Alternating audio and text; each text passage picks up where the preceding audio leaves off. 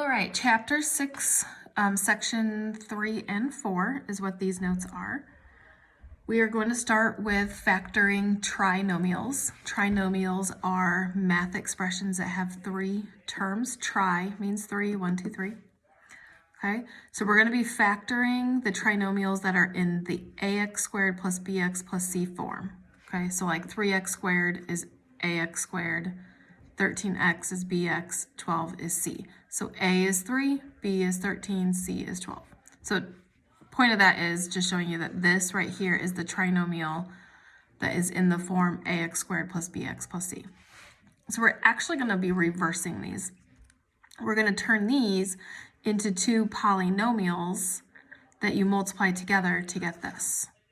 Okay, it's not a hard process. This takes a little bit of thinking, but it's not too hard. So what we're going to do is we're going to multiply a and c. So a is your 3, c is your 12. 12 times 3 is 36.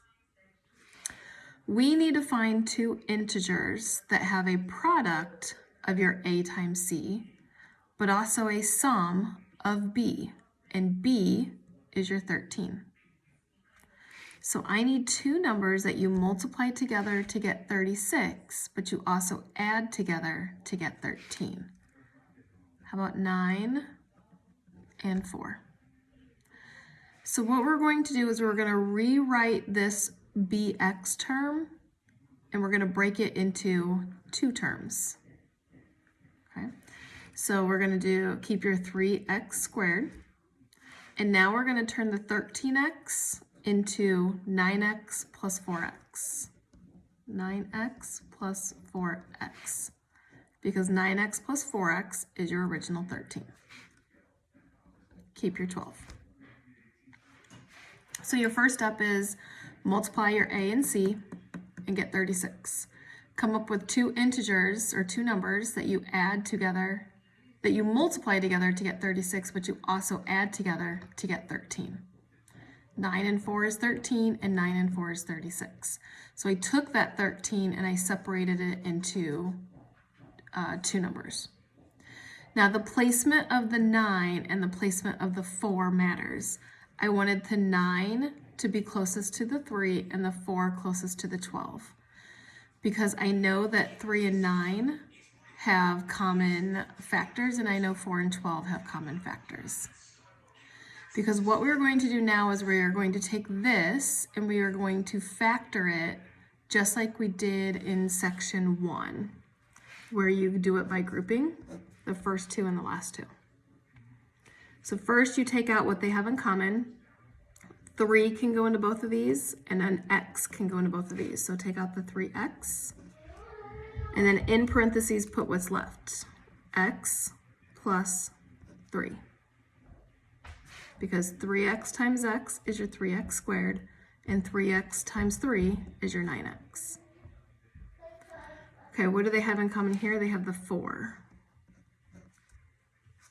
4 times x gives me my 4x, and 4 times 3 gives me my 12. You'll notice that I have these same polynomials here. That makes these the greatest common factor of this.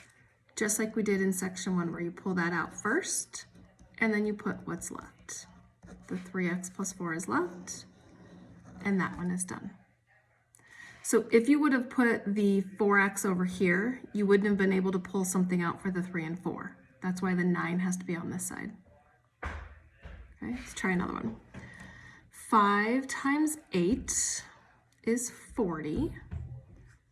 But I also need two numbers that multiply to get 40, but also add together to get 41. So how about 40 and 1? Because 40 times 1 is 40, and 40 plus 1 is 41. Okay, so I'm going to split it. Now you'll notice this time it's a negative 41.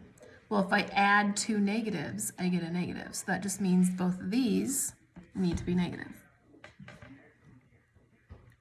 So if I'm going to group them, the 40 needs to be closest to the 5 because 8 can't go into 40.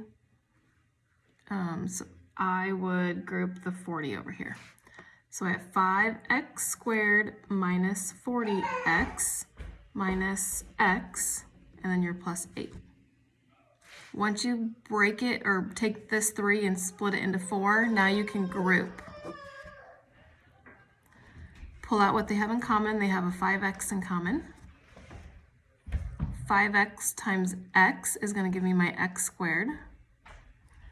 5x times negative 8 is going to give me my negative 40x. All right, what does this have in common? Only has a negative 1 in common. Negative 1 times x is your negative x, and negative 1 times negative 8 is your positive 8. It gave me my common factors, so I have x minus 8, and then 5x minus 1.